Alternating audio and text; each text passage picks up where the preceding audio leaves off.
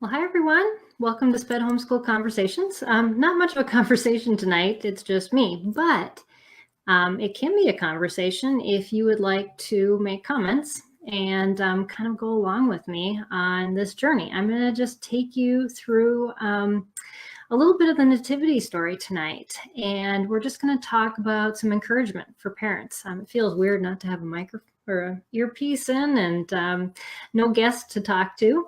But hopefully that I'll be able to just share with you some encouragement that I've gotten out of reading the Nativity story over this past week, and just some life lessons that are part of that, and encouragement to me on what I've been through as a parent with having children with special needs, and just what God has taught me to share with you. So we're just going to get started and dive in. This is just a longer version of what I do every morning. If you don't know that, I do a quick little broadcast on my own personal timeline called Daily Revelations, and I just share with whoever's watching and whoever wants to watch. It is public, so you can watch that even if you're haven't friended me on Facebook. That's just fine. And just what I'm learning in the Bible and what God's teaching me. So, but tonight I'm going to focus on the account from Luke. I'm not going to dive into the other books. I thought I was going to when I first started looking at doing this broadcast, but there's so much good stuff just in Luke to share with you. So that's where we're going to be. And it's interesting. I am not going to start with Mary and Joseph. And so I'm just going to take you through actually only 4 parents. And the first one is Zacharias. So Luke starts out with talking about Zacharias and Elizabeth.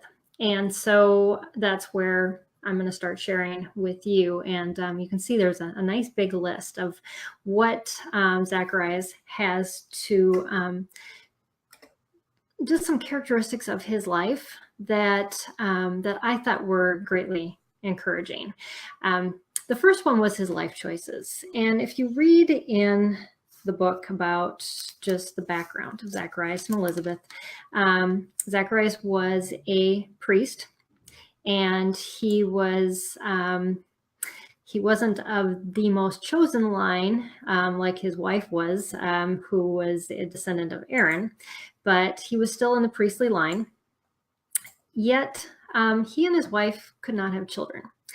And so, but yet it said that they were devout. And as I was looking at that, I thought, you know what? It probably looked to the world that they were hypocrites, because they lived this devout life, but yet God hadn't blessed them. And how often do we do that? We think because somebody's doing well, they have perfectly normal children, that God must have favor on that person. And because we have struggles, we have financial struggles, or our children have struggles, then God isn't blessing us. And instead of choosing not to serve God because of the struggles that they were facing, they chose to be devout. And Zacharias led that family to do that. And even if only God and his wife knew that he was faithful, he stayed faithful. And he continued in his priestly service, and he continued in his devout walk with God. And I think that that's an encouragement, definitely, to us who often, look, has God just not blessed me? But it may seem that way sometimes when things are all up in the air, but yet not always.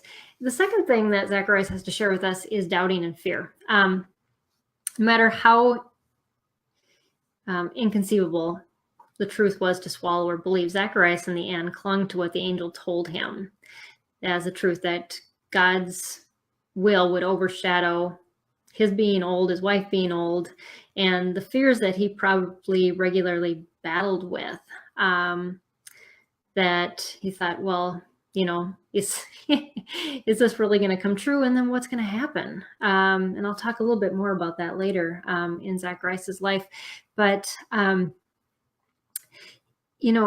God made, or the angel made, all of these predictions of what Zacharias' son would do. And yet he's got to think, I'm at this point not even believing that I'm going to have a son, and here you're telling me all these things. And he just chose to cling to those promises.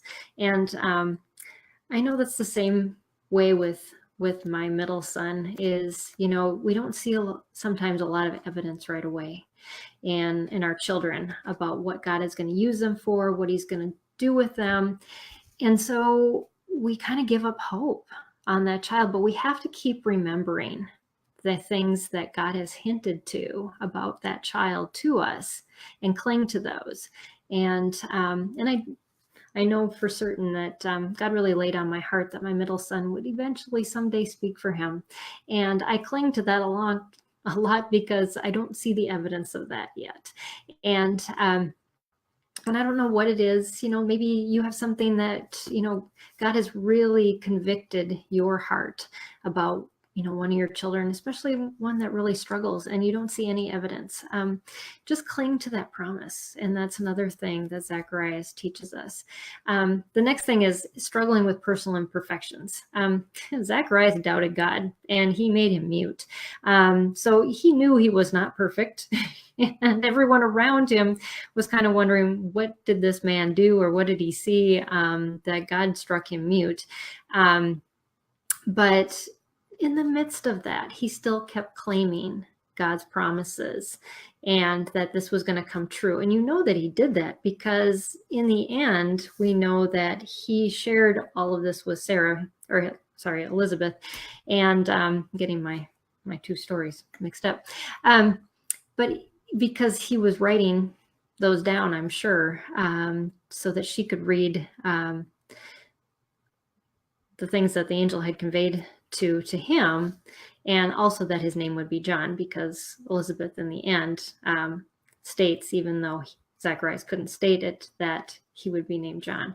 So anyways, that's another encouragement, that we all need to realize that no matter how much we mess up, we won't mess up God's plan for our children. And that's just a good reminder, because we mess up a lot. I've messed up a whole lot. And it just reminds me that God already knew I was going to mess up, and that I'm completely unqualified to get my child to where God needs that child to be to fulfill what he designed them for. And that's okay, because God is qualified and he will make a way despite my imperfections. And, that's what we just have to trust in. And so Zacharias gives us that encouragement as well. Another encouragement that Zacharias gives us through his life is seeking a better purpose. He sought God to find his place in the bigger narrative, as well as that for his wife and his son. He didn't say, well, this doesn't just seem right. This is what a priest is supposed to do. This is what, a descendant of Aaron, my wife, that's her role. And our son, we have these plans for him. He gave all those things up to see the part that they would each play in this bigger story that God was putting together. And that's just a really good lesson. If we think God-sized, then we are able to snuff out the smaller stuff that often will slow us down. Oftentimes people equate it to like a puzzle. And, if that one piece isn't in the puzzle, then we don't see the whole picture.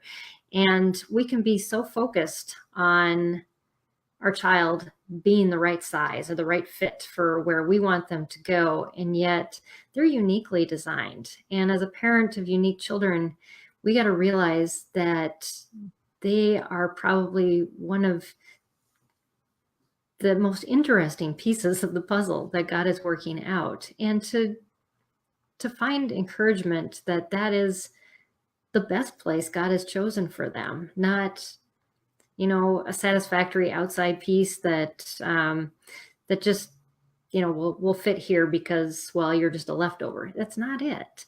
We have each of our children and each of us have been designed specifically to be part of God's plan. And when we think God-sized, like Zacharias did, for how he viewed his situation and what God was doing in his family's life, he was able to move on because that gave him a peace about just how crazy the situation that he was in was. So another thing that Zacharias teaches us that is peace in different places. Maybe the thought of having a prophet as a son was exciting, but maybe it wasn't, because Zacharias knew the Bible and he knew how God's people treated prophets. And it could have made him very scared.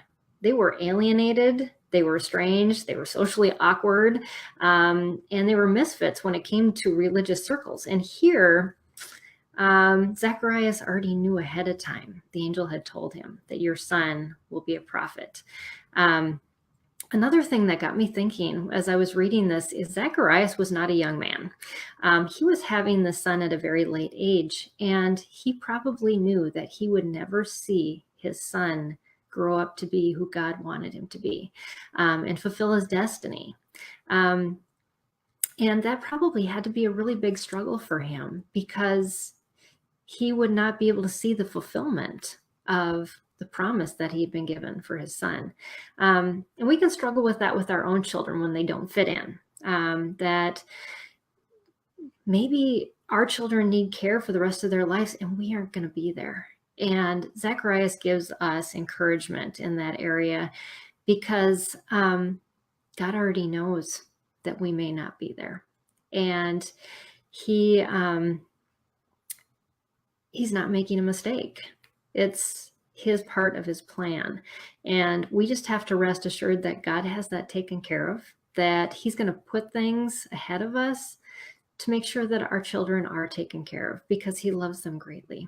And he loves them even more than we do. And so there's another encouragement from Zacharias, is just that we can't be prepared for everything. We can't predict everything for our children, and we can't be there for them all the time, but God can. And Zacharias trusted in that. The next one I put was defiant behavior, kind of question mark. So thinking about what John the Baptist turned into. He was the oldest son of a priest. Now, if you understand anything about biblical history, the oldest son of the priest is to follow their father's line and become a priest as well. As we know, John did not. He lived in the desert and ate grasshoppers. There probably was a reason for that. He may have went to school to study to be a priest. He may have been kicked out. How much of us have been in that place and had a child who just didn't fit in? And Zacharias probably dealt with trying to advocate for his child who didn't always follow the protocols as he should. And what an encouragement for us, knowing that that this has been happening with children for years, many centuries. And instead, Zacharias, I'm sure, just kept reminding himself of the promise that God made, that this child was chosen, and that he was going to do some pretty awesome things. So the question I had for myself when I thought about this angle of Zacharias' story is, do you struggle with saying no to socially acceptable practices or rites of passage that we are told our children have to be part of? When really, do they? Is it okay to say no to these things?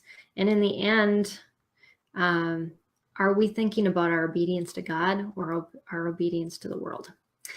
And what are we really focusing on in the instruction and upbringing of our children to lead them to the place that God has chosen for them? And so that was just a really big encouragement, again, from Zacharias' life about how we can be more, I guess, be more settled in how we approach our children who are unique, more so than most. And the last one that I have on there is developed humility and obedience for Zacharias' encouragement to us. God seems to follow special plans in developing parents that raise children who are unique. He has to make sure that we're okay with that. And sometimes that happens a little bit before our children are born, and a lot of times that happens while we raise them. And I know that in my own life, I've watched my own defiant and prideful attitude kind of fall away little by little pieces, mostly me clinging to them and not wanting to let go of them, but needing to let go of them because it was what was best for myself and my child, my family, everyone around me, really.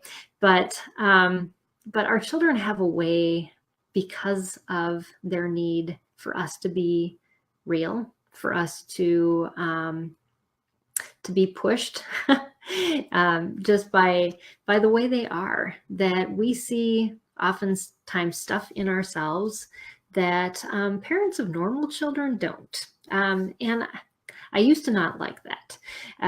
But I have to agree now, looking at Zacharias' story, and that it is an encouragement, because I need to be thankful that those things have been taken away from me, because what God has replaced them with are so much better. And I think when we can accept that as a good cleansing process, and our children showing us what's important and what's not in life, it's a good thing. So stamina and endurance was, I guess, maybe the last thing there. I can't read my notes. I'm hoping you can on the screen. But through adversity, the long life of waiting, hoping, trusting, enduring, and keeping on builds up on one situation after another. And so Zacharias and Elizabeth, they had to endure a lot of ridicule by probably a lot of people around them, probably most people around them, because they were unable to have children. And because of the religious views of the Jews back then, was if you were unable to have children, somehow you were cursed. God didn't bless you. There's something wrong with you. Somebody sinned. It's always your fault. And, you know, that one instance after another instance after another instance beat them down. But yet, through staying consistent and staying on track and seeking God, they were able to build up their stamina and their endurance to keep going even when things weren't good. I look back at how little endurance I had before I had children, and I'm not perfect, but I tell you, progress is evident. And we may not enjoy the journey every day of raising kids and dealing with all the adversity that is added to our lives because of their struggles, that a lot of parents don't deal with. But I'm sure that you probably see the same progress in your life as well. And I hope that you can be thankful for it and see the good that has come out of that, and not just that it's been an inconvenience, because I think that as Zacharias' life shows that God was faithful in the end to them. But even if God had not been faithful, I don't think he would have changed. He and his wife Elizabeth, Zacharias had determined that he was going to be faithful and he was going to do the duty God had given him. And that's quite an encouragement for us, because, we just don't know how long our kids are going to need us. I'm just going to share a little personal story at the end of Zacharias' story here. I got a call from my parents yesterday, and some of you know my family situation, some don't. I have 10 adopted siblings with special needs. 5 are still at home. And my parents' health is not doing well. My mom was going to come visit with one of my sisters over Christmas, and when they called yesterday, she said, "I just can't. I'm not well enough to do that." So I won't see my mom for Christmas, and hopefully I'll be able to see her in April when I'm headed out that way. But it's difficult when you just don't know how much longer you're going to be around. And I see both my parents in their 70s now trying to figure out how things are going to be handled at their house when they're not there anymore. And, God has that under control, and they know that, but it's still a struggle to see how that's all going to work together, and to handle every day as it goes, and everything else involved with that. So that's the encouragement for Zacharias. And so next I'm going to flip over to Elizabeth. And Elizabeth is very much different than her husband in how she handles things, but still she has a lot of lessons to teach us and encourage us with. My first note says beyond disgrace. And the worldly definition of blessed or cursed, Elizabeth specifically points out that she felt that she had been disgraced because of being barren. And, disgrace, when we worry about what others think about us, can really wear us down. It can cause us to question everything about ourselves. It seems like Elizabeth never did rest in feeling blessed beyond her circumstances, because she still struggled with it when she got pregnant. She may have even continued to struggle with it even afterwards, because it said she went into hiding. And it made me think, how much do we struggle with labels that other people put on us, or even labels we put on ourselves because the world says that's who you are, based on what you look like, how your life is going, what you've done in the past. And maybe you can't forgive yourself, or you feel like others can't forgive you, or maybe even God can't forgive you. Just the inability to see beyond your own perspective and what God really wants you to see in your own situation. And that is a struggle. And it's a struggle for a lot of times parents who have children who struggle, because we take on, and I know I did the same thing, we take on our child's issues. I blamed myself. Before my son was diagnosed, I said, it's my parenting. I'm just a bad parent. I raised my child wrong. His behavior issues have to deal with me. And yet it wasn't.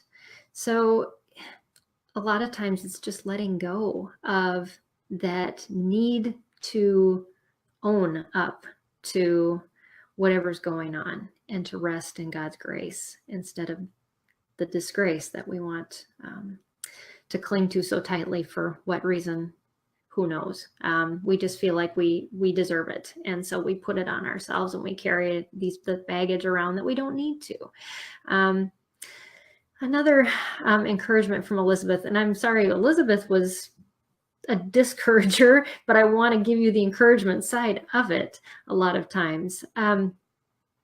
That her story just, I thought it was going to be more encouraging when I first started, and as I was reading, I'm like, oh, she really did not get beyond a lot of things until after John was born. And it's difficult to see, but it's the reality. And so, God is so real in scripture, and it's good to know that he gives us both sides, that he knows we're not perfect and he knows we struggle. So, so I think that's an even greater encouragement from Elizabeth, is that we don't have to have it all together. We don't have to have it all figured out before God's going to change something and encourage us in some way, whether it's small or big. So the second thing that I put down for Elizabeth was balancing solitude and community. We don't know if Elizabeth started out when she was first married, if she was an extrovert or an introvert, but we know that by the time that we are introduced to her in her story, she's very much an introvert. And she hid herself away. Even after she got pregnant, she didn't share any good news with anybody. She decided to just keep walled up in her house. Some isolation is good, but it allows us to rest and pray and be with God. But we can also lose ourselves in a one-sided perspective when we cut ourselves off from community. There is a healthy balance, and it requires maintenance. Maintenance to say, I need time by myself. I need time with God. I need time with others. And I need to see how others are seeing the situation I'm seeing, to have mentors, to have other people speaking into your life, speaking truth that you can trust. That's important. So the next thing that I got from Elizabeth's story was pain to perfection. Pain does some interesting things to us if we choose to allow it to work towards our perfection. We can also choose to say, I'm in pain. I'm going to not do anything with this. I'm just mad about it, and I'm going to start blaming somebody. And, there's a whole lot of things involved with that. But if we allow pain to do what God wants it to do, this is what it does. It helps us to lean on God, because handling pain, whether it's a physical pain, an emotional pain, is not something we can handle on our own. And that's why a lot of people turn to drugs and other things, is because we want to drown it out. And it's not a fun thing to go through when you're in pain. You just don't want to think about it. You don't want to feel it. But when we lean on God, he takes that pain and he turns it around for us, and he shows us what he's doing in the midst of it. And that causes us to grow. It causes us to see things that we may not have seen in ourselves and in others. And we just grow in wisdom. The next thing is we hear God's voice above our own. Pain has a way of drowning out our own voice and causing us to cry out. And when we cry out, God responds in amazing ways. And no experience is wasted in preparation. I often, it's interesting how when I've been on the phone with parents who are homeschooling children with special needs, I've had so many conversations with parents, and they said, oh, well, my nursing background, it just led up to being able to care right away for my child's needs, or my teaching background, it really helped me to be able to homeschool my child, or my time in working with youth when I was younger, or any variety of things. God does not waste any of that. Everything that he does before we have our children, everything that he does in the process of while we're parenting our children. Because now I look back at what I'm doing now. If I would not have gone through all the things I've gone through with my children, I would not be equipped to do what I'm doing right now. And so God uses all of those things, and he builds them up so that nothing's wasted. That something that you're doing now, you think, well, my life's hidden. Nobody sees what I'm doing. It's just a waste of time, but it's not. God uses every moment of every day of your life to prepare you for what's next. And you don't have to know what's next. He does. And he already knows that that's a preparation for it. And you just have to trust in that. And our qualifications increase through disqualifications in the world. That is so true. That Elizabeth, she was extremely disqualified. Everyone around her probably let her know that she was barren. She had no purpose. Yet all of that time, God was preparing her, strengthening her, increasing her faith, and giving her everything she needed to be able to raise a son that no one else could raise. And so I want you to think about that as an encouragement, as you're just dealing with things with your child. You're trying to find ways to deal with certain medical issues, or just how to teach your child to read, and they've been struggling for years. What you learn through that process not only will help you and your child, but it will help someone else. And it's qualifying you beyond people who are trained and given degrees. Because the School of Hard Knocks is a very qualifying school. The next thing I wrote in Elizabeth was a strong marriage. Their marriage endured a lot of public ridicule, and it brought her and Zacharias closer. That was the one thing that was evident in Elizabeth's story, is that she trusted her husband. And they were strengthened by the adversity. Maybe they weren't all the time, but the end product, when we meet them in Luke 1, they are a strong couple. And it all depends on, marriage can either be strengthened or broken by how we approach adversity. And raising a child with special needs creates a lot of adversity, and it breaks up a lot of marriages, because not always do both the parents agree that it's something that they're going to devote a lot of energy working on to make work, because that's what's required. But it will, if no one's blaming, no one's pushing responsibilities off to the other or isolating themselves because they want their time or want to do whatever they want to do, that the marriage can actually be a better marriage than having just typical children, because you have to work on it harder. My husband and I have been on both sides. And this is something I haven't talked about before, but in raising our own children, it was very easy. And we have an incredible marriage that I'm so blessed to have. But we had some really big setbacks when we had foster children. We had foster children for emergency foster care that was related to some of my adopted siblings. And that really stressed our marriage more than anything. And it could have easily pulled us apart, because my husband and I have very different ways of handling things. And the stress that situation created in our family was so beyond anything we had ever experienced. And we had to learn to communicate better.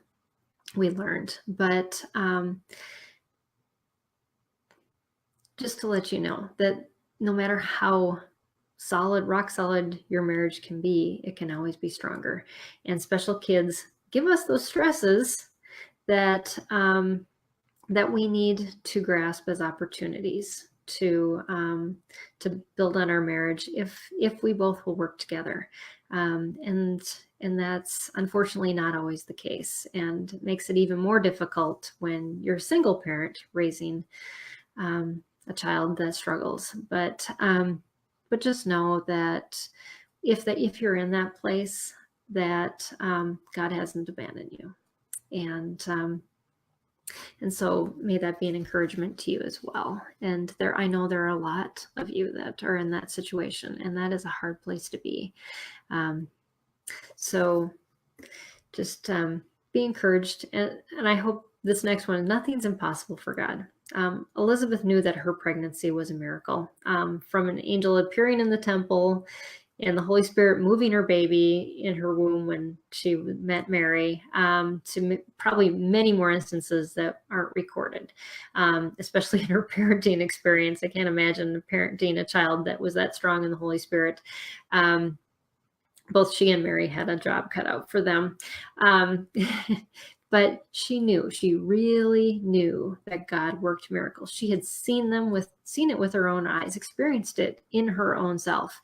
And that she was called a parent beyond the limits that she knew she had, and that it would require a miracle to raise her son the way God wanted him to be raised. So the encouragement that I wanted to give you from this part of Elizabeth's story is that we can put up barriers, and we can say, well, this is where it's possible for my child to attain, but this is impossible. With God, all things are possible. And I think back to my oldest and when he was first diagnosed, and what everyone told me he would be able to do, what I even internally thought where he was going to be. And it wasn't where he is now. It was in a group home, probably locked up in solitary confinement because he'd been punching holes in walls when he was at the age of 5. And to see where he is now, God does work the impossible, not just the possible. And to just learn how to expect that, and to trust in him, and to allow him to shape our dreams as he gives them to us for our children. So the last thing from Elizabeth is emptiness of self. It's the perfect launching point to raise a very unconventional prophet, I have to say. When we let go of our expectations, our own plans for our children, our desires to, like I said, I would never homeschool. I never wanted to be a stay-at-home mom in the first place. I had so many I will never do's that I have now done that God has required me to be emptied of. And Elizabeth had the advantage that God had emptied her of everything by the time she had her son. I don't know if she even had hope for any more life. She probably just wanted to be done with life by the time that she had John. But isn't that a good place to start when God says, I'm going to do something exceptional? And the less of you that's in there, the more that I can get you to parent this child the way he needs to be parented.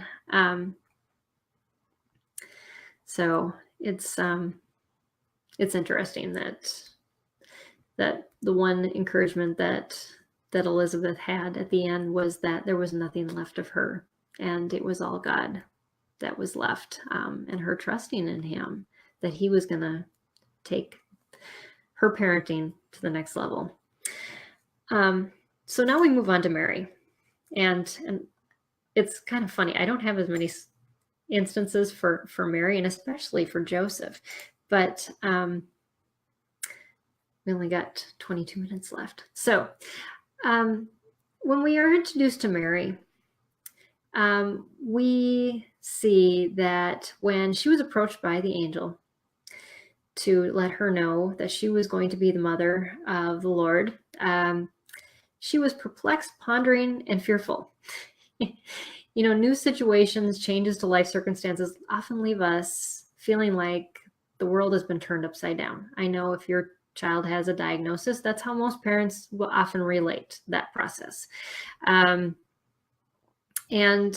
so for Mary, that's a natural response that she's having. She's perplexed. She's trying to gain understanding, but there's none. She's pondering. She goes through scenarios probably in her mind going, how is this going to work? And she can't figure out an answer. And then fear sets in. Well, if I can't describe it and I can't understand it, then what in the world is going to go on in my life? And I remember feeling the same way with my son's diagnosis when it really hit me. We dismiss that our natural inclination is to know why, and to ask questions, to get beyond the reality of or get beyond our fears, because we want something concrete to hold on to.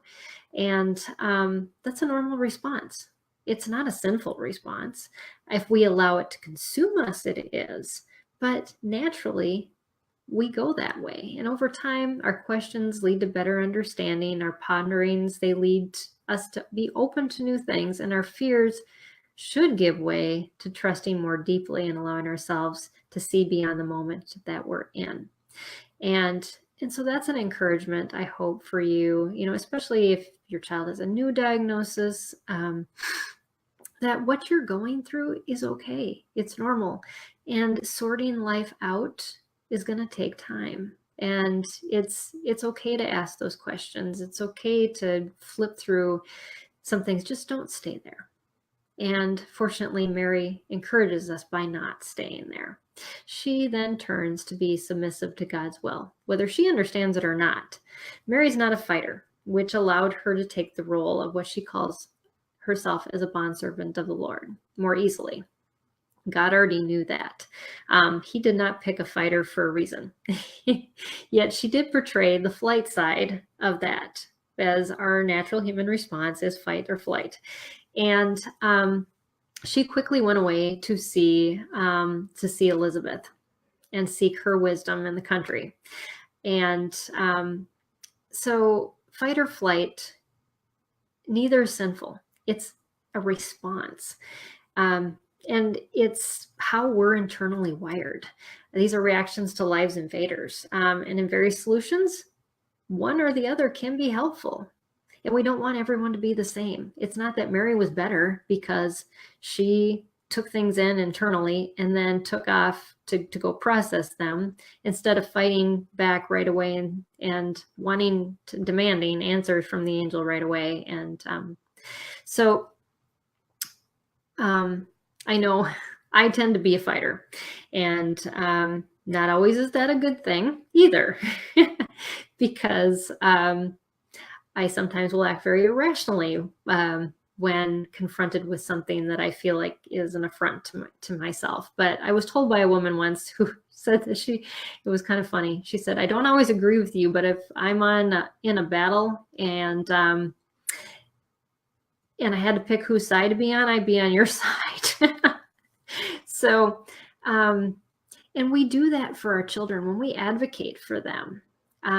Sometimes we have to fight. Sometimes we have to draw back, and we have to ponder the situation ahead of us and take into consideration all the different courses of action. And so it's good to have someone who balances us out. I know for me, that's my husband. He's the one who sits back. I'm the fighter. And together, if we listen to each other, we make a pretty good team. So hopefully you either have a spouse like that in your life or a very good friend, so that when you come up to those situations that you have to look at, that you can look at it from both those perspectives. So what Mary did is she flew, but God knew that she would, and he gave her a perfect person to take her questions to and to look to wisdom with. And God isn't mad at us when we either fight or we flee. He knows that we're going to do those things already ahead of time. And he knows that we either will instantly react, and he puts us in those situations so that we can handle them the way he made us. So don't beat yourself up about it. I guess that's the big encouragement that I have for Mary, from Mary's story, is that just make sure that in the end that you aren't escaping by flying away, that you actually do deal with the problem. And if you are fighting, that you make sure you choose your battles wisely, and be able to control your temper, which I've had to work on many years. read the blogs on our website about anger. You'll get that. So Mary also focused on the good. And I love Mary's prayer. When she was greeted by Elizabeth, her prayer praised God for who he was and the many things that he had done over time. Mary chose in her moment of confusion to focus on the one who is not confusing. God is the same yesterday, today, and tomorrow. And I don't know what your parenting anchor is, not anger, anchor. But if it's the circumstances that are happening around you, testing results that test your child's progress in school, or his or her medical condition, that's a slippery slope to be anchored on, because oftentimes that will lead to depression, fatigue, anger, and a whole lot more. I learned this really early on when I was fighting depression myself. I had to ground myself in truth, and I would take the Bible verses that really spoke to me, and I'd write them on cards and stick them on my walls, and I would read them till I believed them, because at that point in my life, I didn't believe them. And that allowed me to focus on the one who was immovable, because I tell you, my heart and my head were moving all the time, and circumstances were causing me to be moving a lot, more so than I ever should have let them move me. But I didn't know how to anchor myself. And so, so Mary shows us, she focused on the good of God, and that God is good all the time. And she chose to cycle those things through her mind instead of the questions and the apprehensions. That's why it came out so naturally in this prayer that she greeted Elizabeth with. Another thing we learn from Mary is life can be put on hold. This is such a good lesson. Mary stayed with Elizabeth for 3 months while she was engaged to be married. It's easy to miss this point and forget about the wedding preparations that she walked away from, as well as all the anxious people in her life who were probably frantic that she wasn't there being anxious with them. Many times our children and their struggles require us to put our normal life on hold. But we continue to be anxious about missing out, don't we?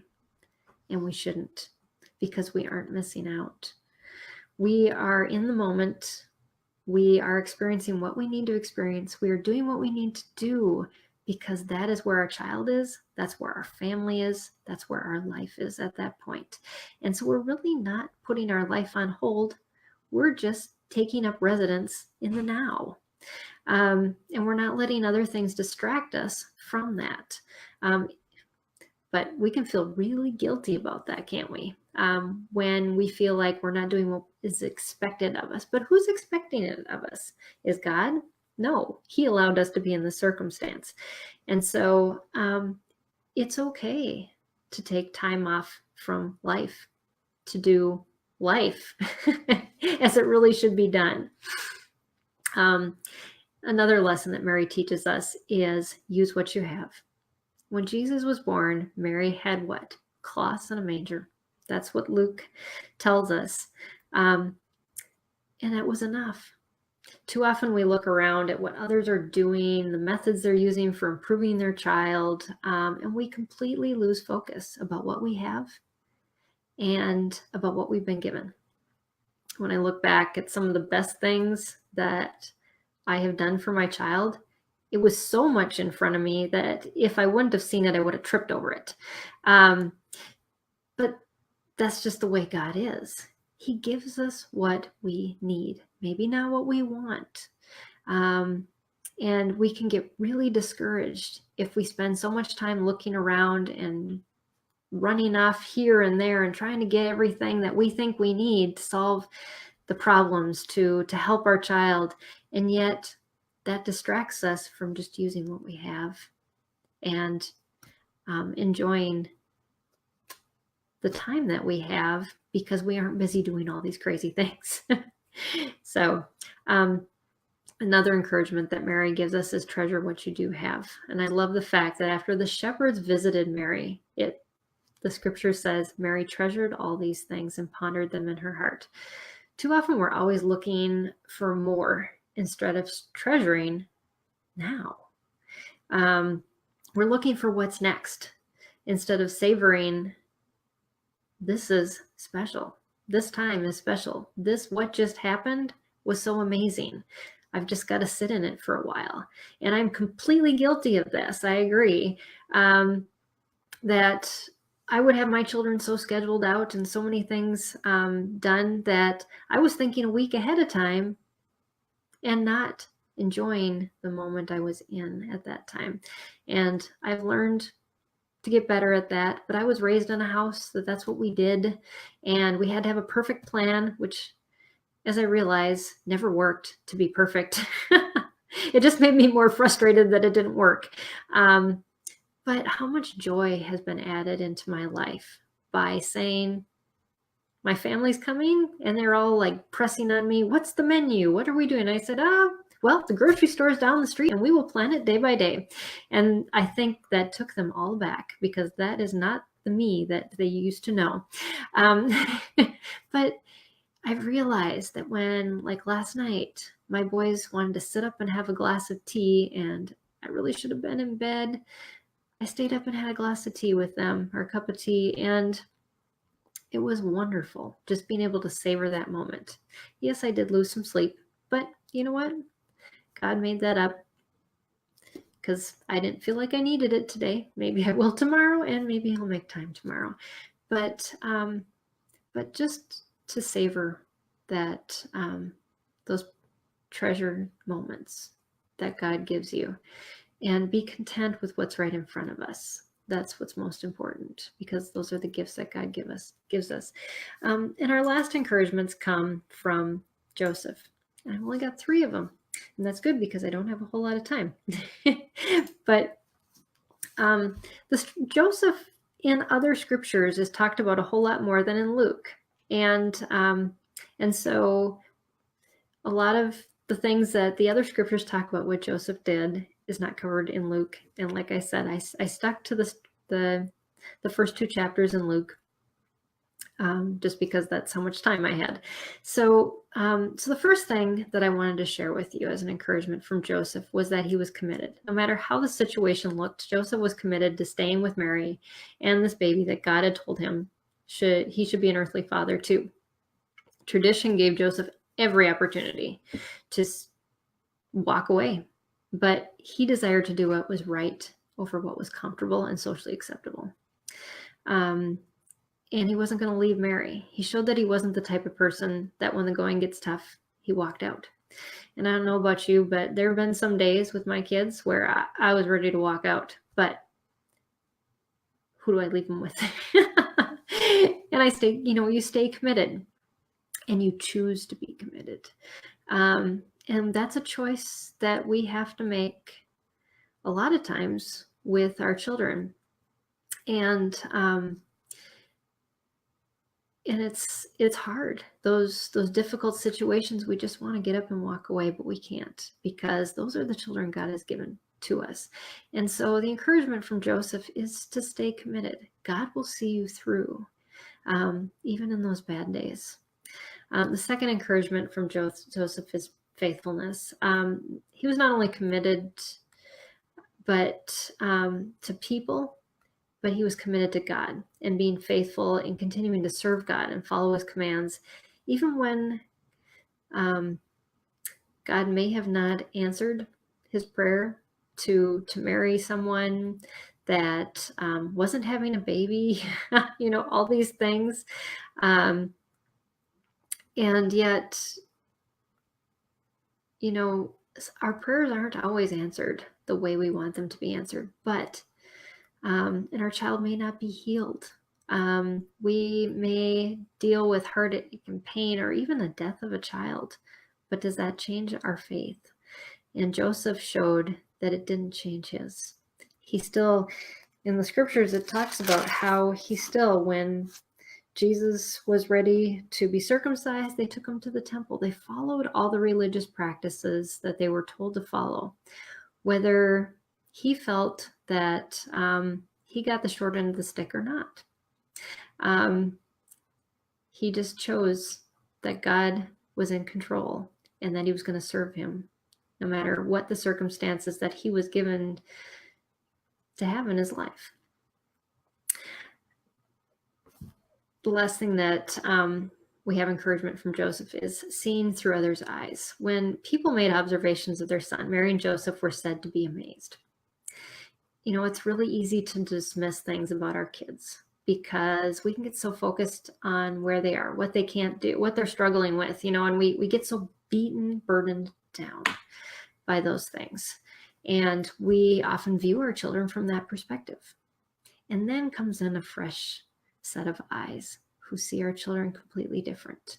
God sends us those people, those little angels in our lives that can see beyond our children's struggles, to see their giftedness. When we're in the pit of my child is not doing what they're supposed to be doing, I'm dealing with so much behavioral issues, and they can give us a new perspective on who our child is and who God made them to be. They may be teachers, they may be church members, they may be neighbors, they may be extended family, but we need to listen to those people. And Joseph gives us, and Mary both give us that perspective as they stood in awe of what others said about their child. And so that's that encouragement from them. So I hope what I've shared in this last hour with you, just the perspective of these 4 parents, has maybe stirred some things in your heart about how you've been working towards accepting, maybe how you have been battling with things that you need to let go of because it's not healthy in helping yourself or your child or your family.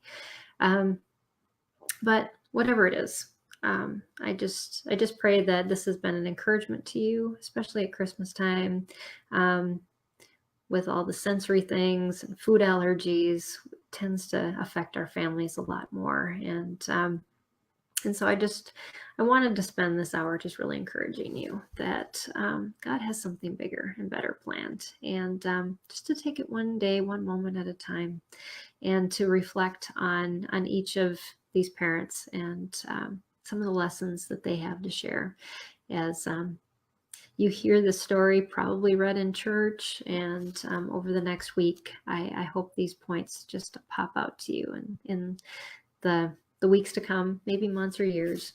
So thank you for joining me. Whether you joined live on Facebook, whether you're watching the recorded session of this, or just maybe a section of it on our YouTube channel or on Facebook.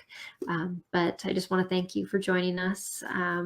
So we're coming to the end of the year, and I just want to make couple announcements. We are transitioning our website over this next month, so you will not see any new blogs coming out from us. Hopefully our new website will be ready to switch over by the 3rd week in January is our plan. And in that time, we'll be still making videos. Actually, the next 2 weeks, I do not have interviews. I was going to interview my mom, and I was hoping that you could all meet her, but she's not going to be here. So I'm going to have to work out something in April when I'm in Minnesota. But I know with the way technology works in between her house and how crazy it is, it's not going to work out. I had hoped to have her a captive audience at my beach house. So anyways, so I'll see you in a couple weeks. When I come back, Dr. Jan Bedell and I are going to be on for a 2-week series. And truthfully, I didn't even look at what we're going to be talking about, but it's always fun. And so I'm looking forward to that. But until then, I hope you have a Merry Christmas and a Happy New Year, and you all take care. And I will see you in 2019. Bye, everybody.